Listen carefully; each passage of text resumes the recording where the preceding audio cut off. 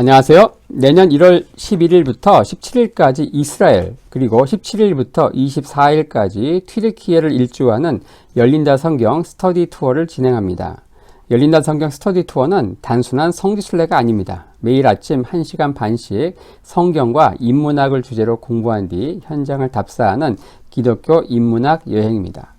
자세한 일정과 참가자들의 리얼 후기 등은 영상 하단의 링크를 참고하시기 바랍니다. 안녕하세요. 세계사인 교회사, 세계사와 함께 푸는 스토리텔링 교회사 시간입니다. 저희가 중세 역사, 중세 교회사 살펴보고 있는데요. 서로마 제국이 멸망하는 476년부터 동로마 제국의 수도 콘스탄티노플이 함락되는 1453년까지 중세 천년의 역사를 두 명의 황제 유스티니아누스 그리고 샤를마뉴, 두 명의 교황 그레고리우스 7세 그리고 이노센트 3세를 중심으로 따라가고 있습니다. 자, 어느덧 이제 그레고리우스 7세 이후 부분 이제 들어가고 있습니다. 오늘 십자군 편 살펴볼 텐데요. 자, 814년 서유럽의 에이스인 샤를마뉴가 죽죠. 그리고 프랑크 왕국은 3등분 됩니다. 거의 무정부 상태의 혼란기를 통해서 거의 제2의 암흑기가 찾아오죠. 서프랑크, 중프랑크, 동프랑크로 이렇게 나뉘면서 중앙 권력이 사라진 상태에서 자, 교회도 시대를 반영하듯 엄청나게 타락을 한다. 하지만 개혁이 성공한 후 교황은 서유럽 전체에 걸친 막강한 권위의 상징으로 부각되죠. 하지만 이 과정에서 세 가지 사건이 순차적으로 발생한다고 했습니다. 이미 다 살펴봤는데요. 동서방 교회 대분열 1054년에 있었죠. 그리고 지난 시간까지 살펴본 1077년에 있었던 카노사의 굴욕, 황제와 교황이 한판 붙은 사건이죠.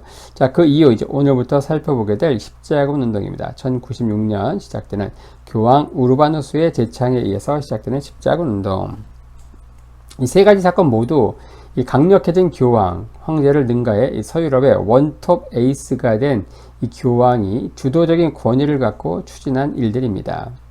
앞선 두 사건은 이미 다루었고요. 오늘부터 십자군 전쟁에 대해서 살펴보려고 합니다.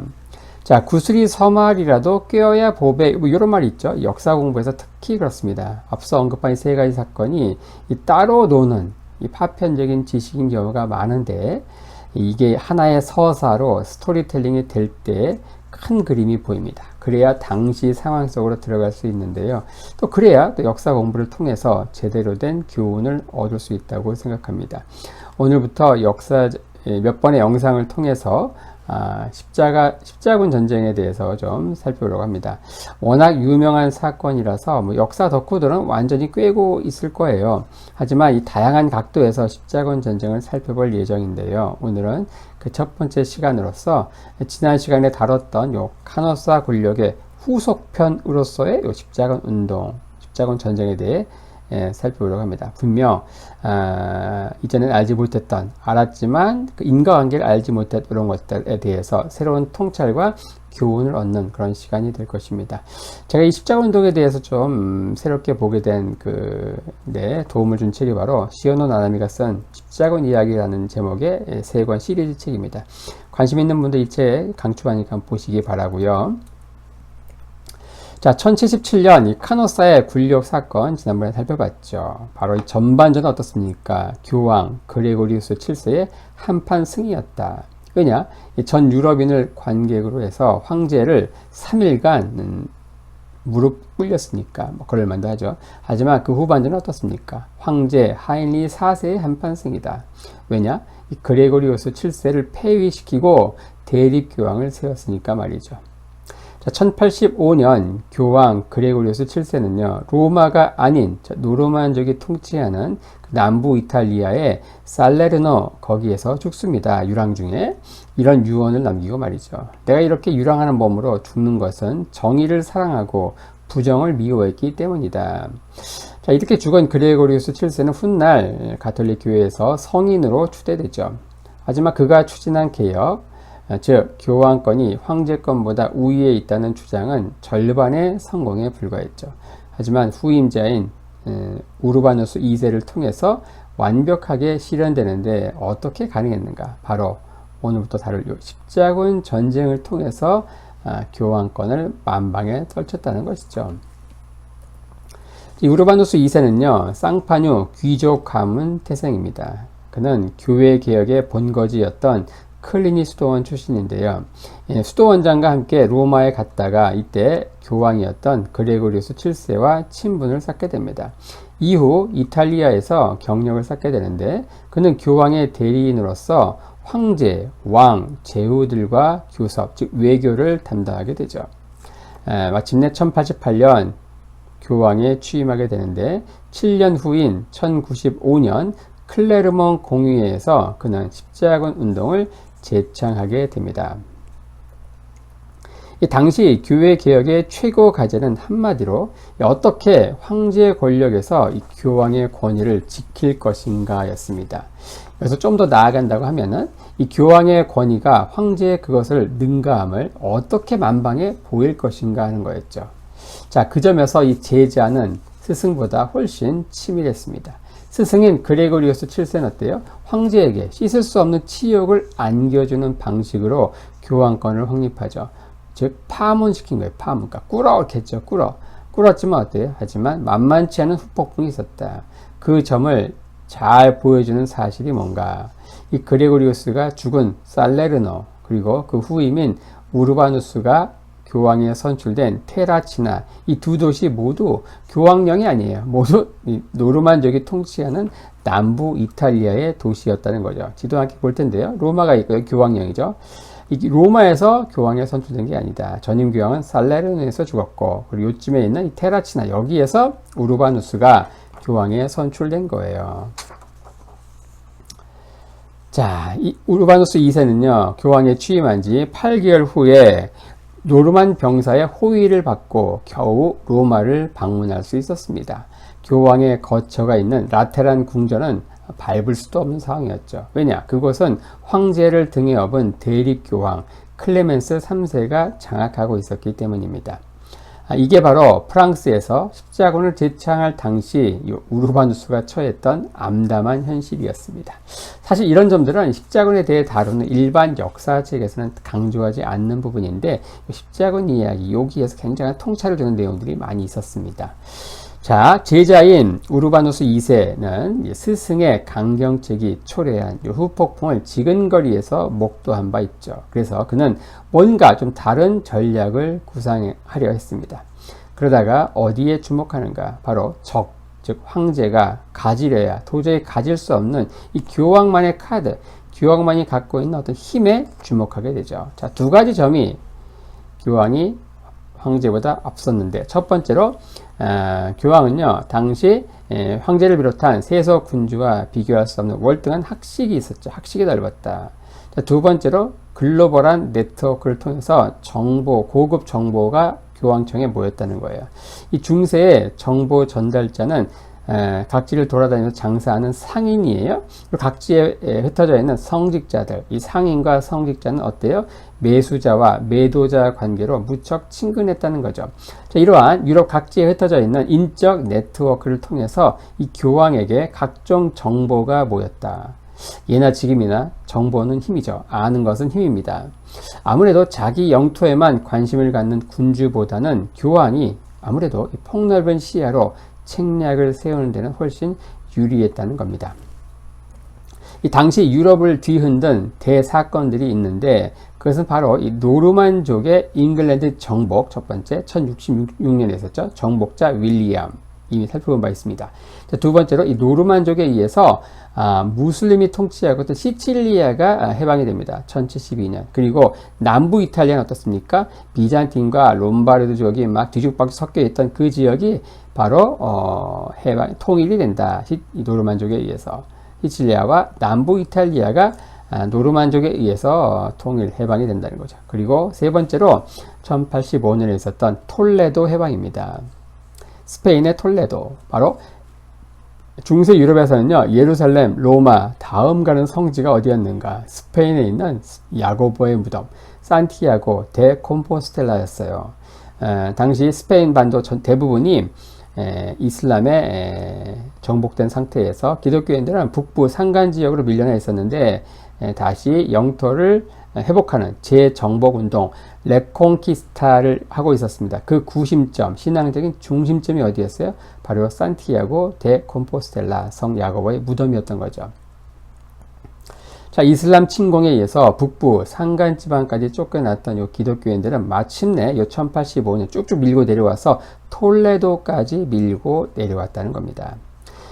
십자군은요 200년간 총 9차례에 걸쳐서 원정이 이루어지는데, 하지만 요 십자군에 지원한 스페인 사람은 없습니다. 왜냐? 성전 지하드는 바로 자기 집 앞마당에서 이루어지고 있었기 때문이죠. 교황은요 십자군을 스페인에 보내지는 않았습니다. 왜냐? 이 레콘키스타에 가슴이 뜨거워지는 사람은 스페인에 살고 있는 기독교인들, 또 피레네 산맥 북쪽에 있는 일부요 스페인과 접하고 있는 프랑스인 밖에 없었죠. 그가 주목한 건 뭐예요? 바로 모든 유럽인들이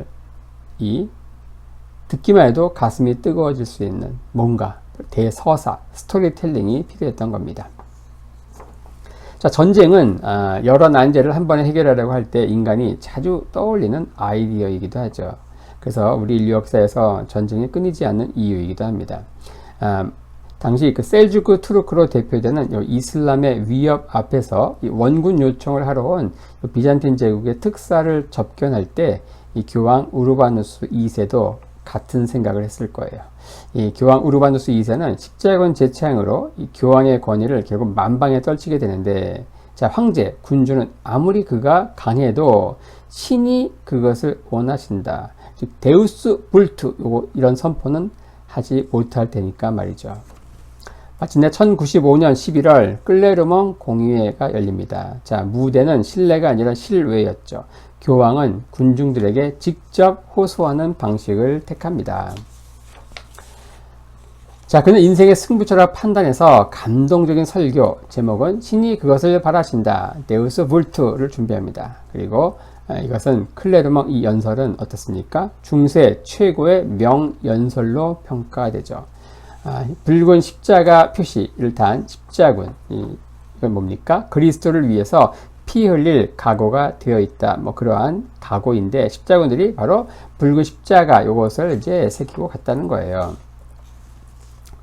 중세의 요 순례는 어떻습니까? 속죄를 의미했어요. 근데 십자군도 순례다. 단지 무력 행사가 따르는 순례였던 거죠. 자, 인류 역사에서 전쟁은 그만두자고 외쳐서 중단된 적은 한 번도 없습니다.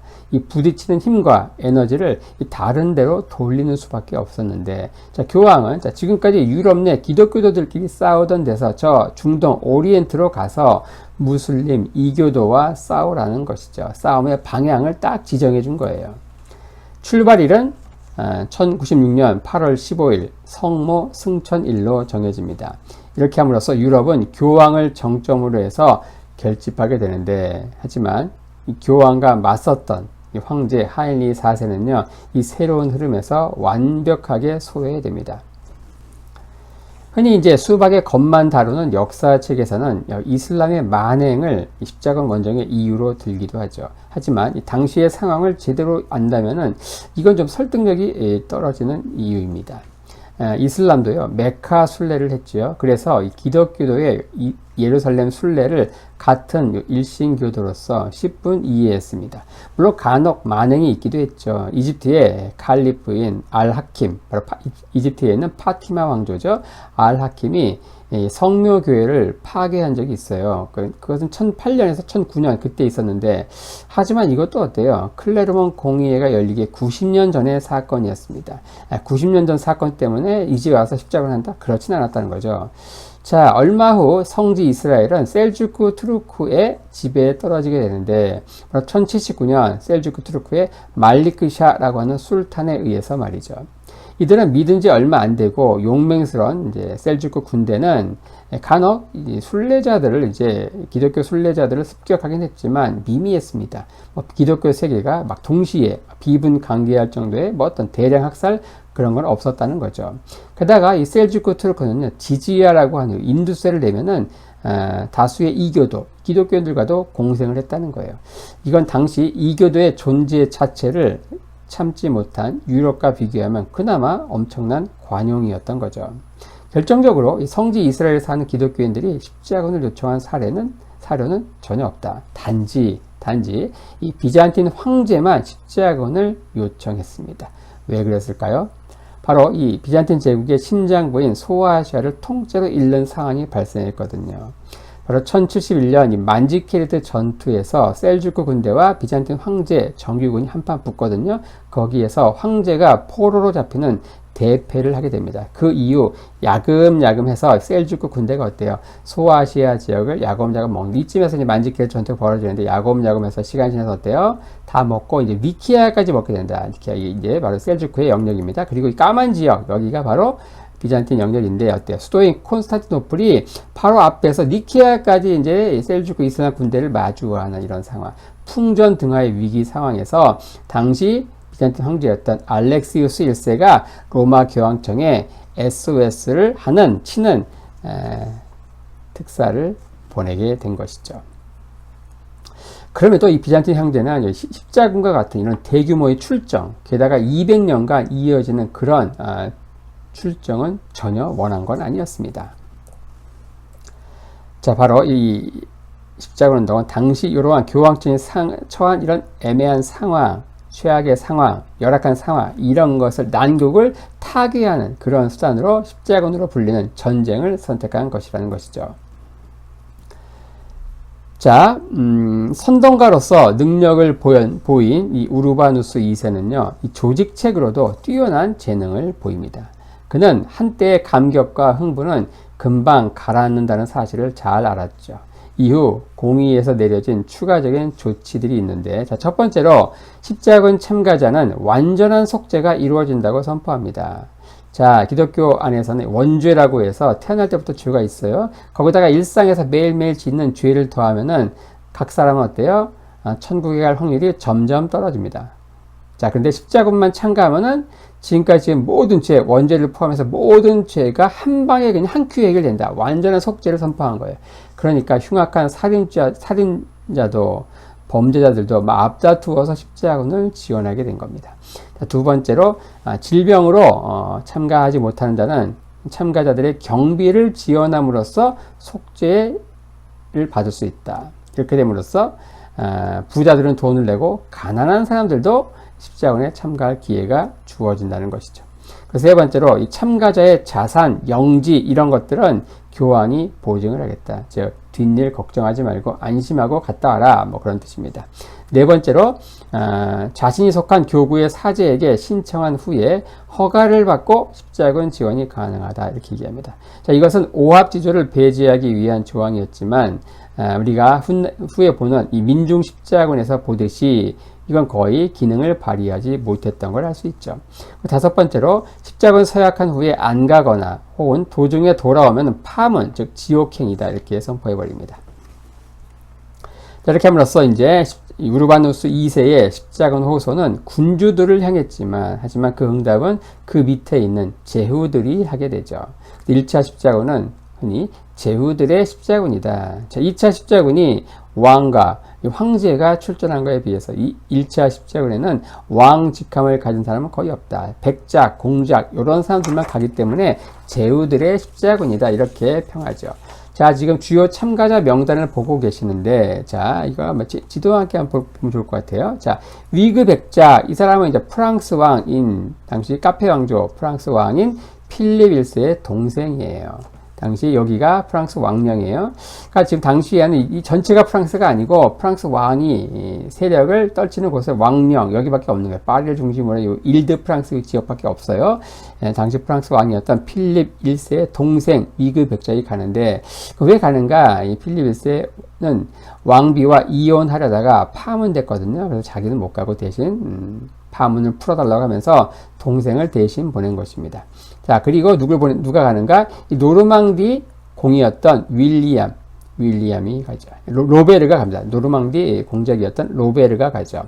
영어로 하면 로버트라고 하고, 프랑스어로 하면 로베르라고 하죠. 그는 영국을 정복한 정복왕 윌리엄의 장남이었어요. 하지만 그는 반란을 일으켜가지고 왕위를 날려버리죠. 그래서 영국의 왕위는 동생인 윌리엄 2세가 갖게 되고, 그러니까 아버지가 죽고 나서 동생과 한판 붙거든요. 근데 거기서 또 집니다. 그래서 왜 자꾸 이렇게 막아 끼나. 그래서 모든 걸 내려놓고 십자군을 지원하게 되는 거죠. 자, 그리고 이제 또 지원한 사람이 누군가? 이 블루와 백작인 스티븐, 영어로 하면, 프로로 하면 스테펜입니다. 근데 굉장히 유복하고 또 학문을 좋아하고 온화한 성격이에요. 이런 뭐 전쟁 이런 거 가는 사람이 아닙니다. 하지만 이 사람의 부인이 누군가 이 정보광 윌리엄의 딸이에요. 그 딸 아델라와 결혼한 거죠. 그 정보광 윌리엄의 사위인 거예요.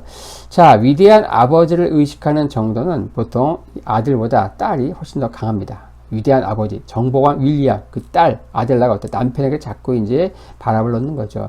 노르망디 공작 즉 오빠도 가는데 당신은 안 가요? 막 그냥 바가지를 긁었을 겁니다. 그런데 나중에 그냥 십자군 갔다가 이제 그냥 주간에 돌아옵니다. 예.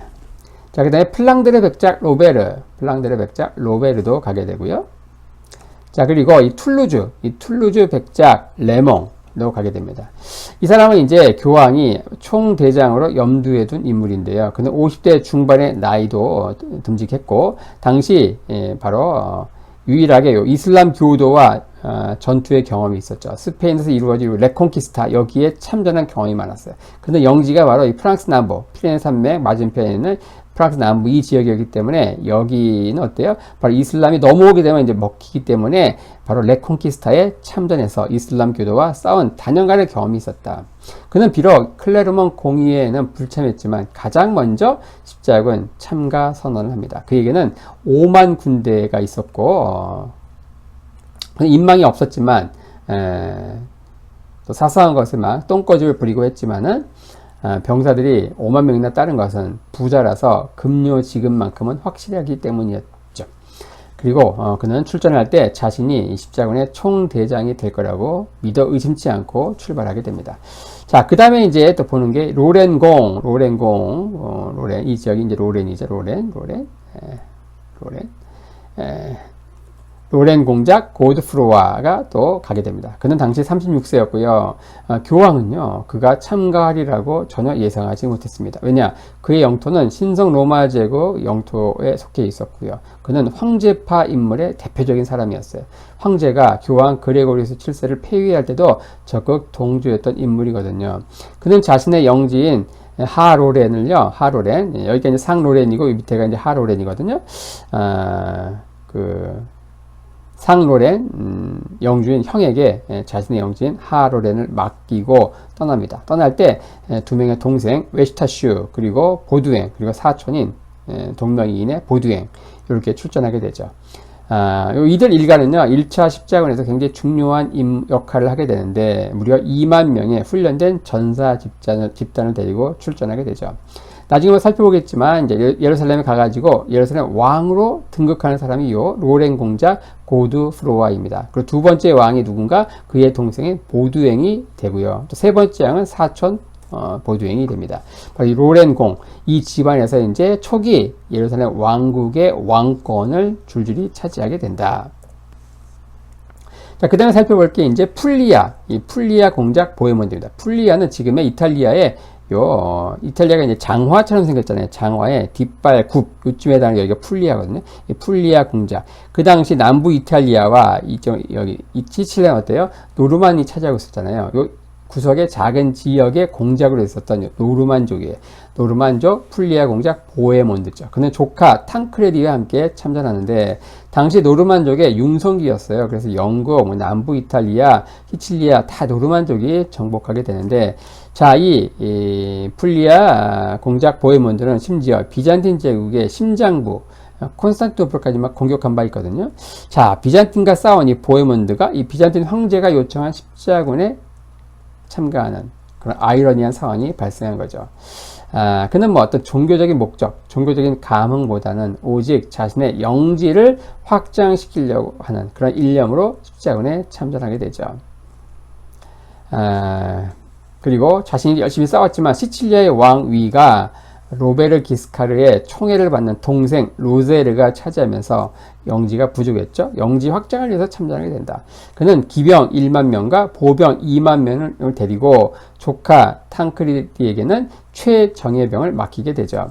자, 이렇게 하면서 어떻게든 해가지고 이제 무려 10만 명이나 되는 이제 군대가 1차 십자군 군대가 모입니다. 이것은 로마가 전성기를 달릴 때, 즉 트라이누스 황제 때 군대에 거의 필적하는, 일단 양에 있어서는 그렇다는 겁니다.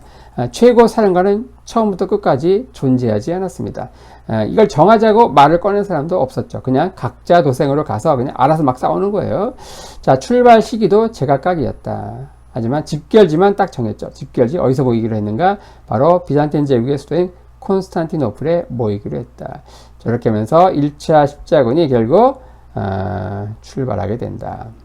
그 배경 자체는 단지 성지를 이슬람으로 회복한다. 그런 종교적인 목적을 넘어서서 당시 밀려있던 교황 우르바누스 2세가 교황의 권위를 만방에 떨치기 위해서 전쟁을 이용한 이러한 성격이 상당히 농후하다. 자, 오늘은 십자군 전쟁으로 가는 이런 상황들이 바로 요 카노사 굴욕의 후속편 에필로그 개념으로 해서 십자군 운동을 한번 그런 각도에서 살펴보았습니다.